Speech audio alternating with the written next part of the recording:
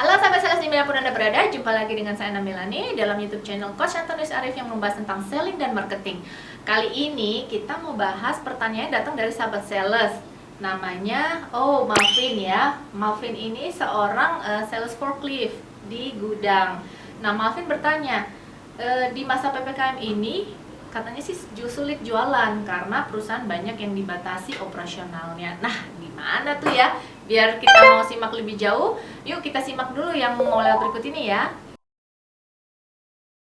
Halo Coach. Halo. Apa kabar Coach? Baik. Sehat ya? Ini kita settingannya mungkin nggak tahu, mudah-mudahan suaranya cukup bagus ya.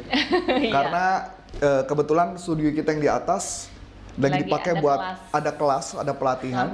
Jadi lisensi NLP Master, jadi makanya agak terhambat sedikit. Memang kayaknya kita perlu bikin studio lagi ya.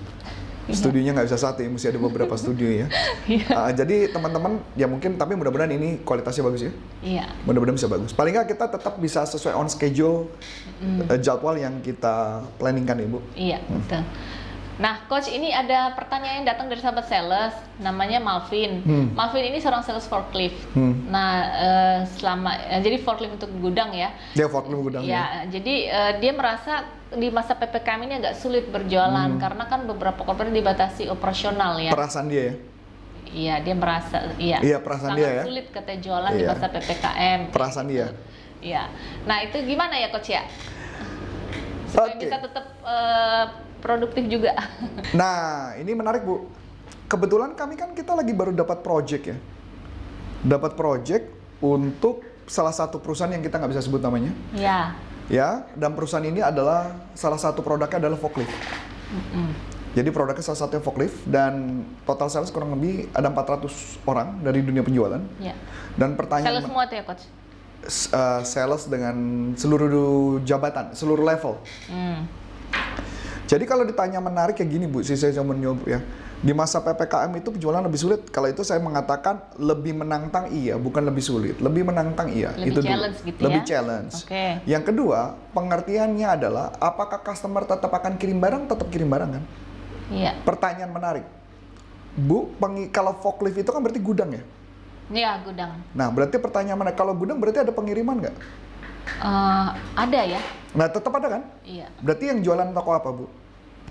Toko online dong? Oh iya, bener pengiriman yang antar ini ya. Soalnya setahu saya sih kalau pengiriman luar memang agak...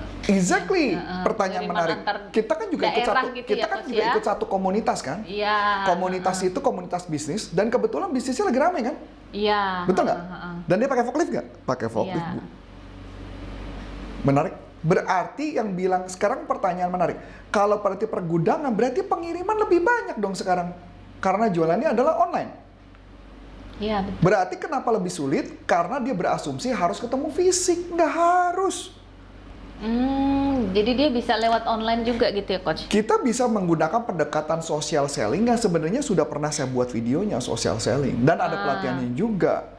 Atau juga kita bisa pakai pendekatan virtual selling dan pelatihannya pun juga sudah kita adakan. Betul kan? Ya, jadi sahabat sales, terutama Melvin, kalau memang mau tahu, kita sudah ada YouTube channel yang membahas tentang social selling dan ada juga pelatihannya gitu ya Coach ya? Iya, nah tapi kita nggak apa-apa, kita bahas sedikit ya, kita bahas sedikit ya. Iya. Karena sebenarnya kalau memang rajin mencari video-video kita sebelumnya, itu pasti banyak jawabannya.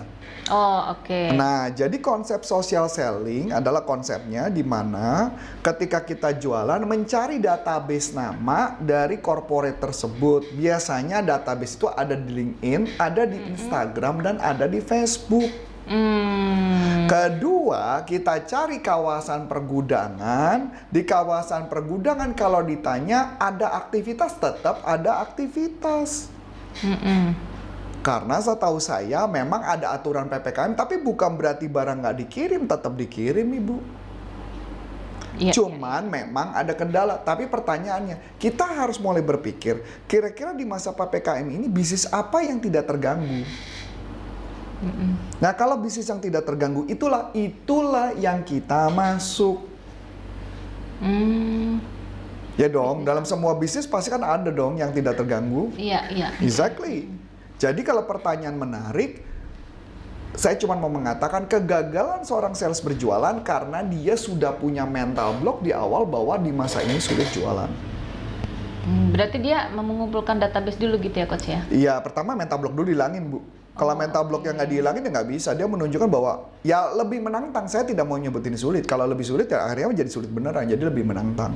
Tapi pertanyaan, kawasan pergudangan tetap jalan nggak? Jalan Bu, nggak ada yang nggak Bu. Kecuali pergudangan makanan. Mungkin nggak semuanya jalan, tapi kan kawasan pergudangan kan kalau kita bayangin kalau jual forklift itu kan berarti barangnya berat-berat Bu. Iya betul. Nggak mungkin forklift cuma ngangkatin satu laptop tuh nggak mungkin Bu. Forklift itu ngangkat barangnya berapa banyak itu Bu? Bisa bayangin nggak itu? Kalau itu AC berapa gede AC-nya Bu?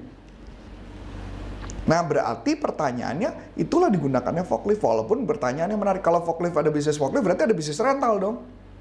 Iya. Berarti masuk ke bisnis itu gitu Itu ya? yang maksud saya mau saya katakan. Jadi nggak ada bisnis yang sulit, yang ada adalah mental yang menganggap itu ada problem. Jadi kalau pertama mental block sudah hilang, habis itu masuklah ke media sosial, cari database, cari nama orang, industri pergudangan, buka Google Map. Gampang loh Bu, tinggal buka Google Map. Kawasan apa? Kawasan apa tuh? Jababeka apa Cikarang? Yang 2100, MM 2100, buka MM 2100, keluar peta dong Bu. Begitu keluar peta apa? Karena ada nama-nama PT-nya Bu. Udah dapat nama PT? Tulis. Habis nama PT apa yang harus lakukan? Pakai metode basic. Metode basic itu udah saya bahas juga videonya belum lama ini. Cari, ngebahas tentang basic. Kemudian habis itu kita kontak cari namanya di LinkedIn. Si basic yang tadi. Orang yang amplify. Setelah sudah, kontak kepada orangnya, ngajak ketemu. Pertanyaan menarik, kapan orang gudang agak santai? Bukan pagi tentunya. Dan bukan setelah jam 1 tentunya. Orang gudang santai itu sekitar jam 3, jam 4. Oh berarti di teleponnya saat itu? Di saat itu. Jam 3, jam 4 dia agak santai karena read pengiriman, ada read pengiriman pagi, ada read pengiriman siang Bu. Di read jam 3, jam 4 itu santai. Ketika jam 4 ke setengah 5 atau jam 5 ada barang mobil datang melaporkan barang yang dikirim. Berarti bosnya lagi sibuk. Masuk akal nggak? Iya. Berarti kesimpulannya apa? Dia tidak mengetahui, nah itu ada jawabannya di social selling dan di virtual selling. Dia tidak mengetahui ada jam-jam berapa yang dimana mereka lagi santai. Nah, menarik ini ya. Sahabat sales, kalau misalnya mau tahu itu pelatihan-pelatihan kita ini di mana aja ya Coach? Nah itu ada di salesuniversity.id sih. Salesuniversity.id, di pelatihannya di sana, dan bisa di corporaconsulting.com. Ya siapa tahu nanti laporan ke atasannya mau ngundang kita kan, karena sama kita lagi dapat satu project yang sangat besar dan kita di jalan, itu adalah yang berkaitan itu. Jadi produknya salah satunya forklift. Jadi pertanyaan yang menarik buat saya adalah mental block menjadi penghambat, satu. Yang kedua, mencari database. Yang ketiga, bikin script untuk mengontak orang, dan itu juga udah ada videonya, cari di videonya gitu ya. Dan kemudian setelah itu bikin janji ketemu dan Zoom sama mereka. Di jam berapa? Di jam mereka santai. Pengiriman pagi, read pagi, sibuk. Kapan ya santai? Readnya pengiriman adalah lebih baik di teleponnya adalah sore, karena readnya sudah selesai, mobil supir lagi balik, itu lagi laporan, itu jamnya lagi sibuk lagi. Berarti jam 4, jam 5, setengah 5 dia lagi sibuk. Jam 3, jam 4 santai, karena pengiriman read biasanya barang masuk itu jam 12, setengah 1 masuk mobil. Untuk pengiriman. Setelah supir pergi, gue lega. Masuk akal? Iya, masuk akal. Jadi kesimpulannya, kebanyakan orang gagal karena pertama mindsetnya dulu gitu ya, dia sudah merasa dan susah, tidak tahu gitu jamnya kan? jam berapa. Iya. Jadi wajar mereka gagal ya. Iya. Oke, sahabat sales dimanapun Anda berada, demikian dulu bincang-bincang kita. Nanti kalau sahabat sales mau tentang pelatihan-pelatihan kami ada di mana aja Coach? Ada tadi yang saya katakan di salesuniversity.id. Dan buat teman-teman, kalau Anda mau dapat rezeki, saya akan bantu Anda dengan cara apa? Anda membeli satu pelatihan kami, gak usah yang normal, yang murah saja. Kemudian Anda rasakan manfaatnya, sebar kepada teman-teman Anda, dan Anda akan dapat potensi income bisa sampai 51 juta rupiah Bu. Wow. Dengan cara menjadi affiliate kami, menyebarkan kepada orang lain, dan Anda nggak perlu capek-capek, dan uangnya bisa transfer ke rekening Sangat Anda. mudah, hanya dengan satu jari. Satu jari. Satu jari Ya, aja ya. dengan satu jari aja Anda nyebar, maksudnya satu jari itu artinya nyebar broadcast kemanapun, dan kami bantu Anda untuk dapat rezeki lebih banyak di masa ini. Oke?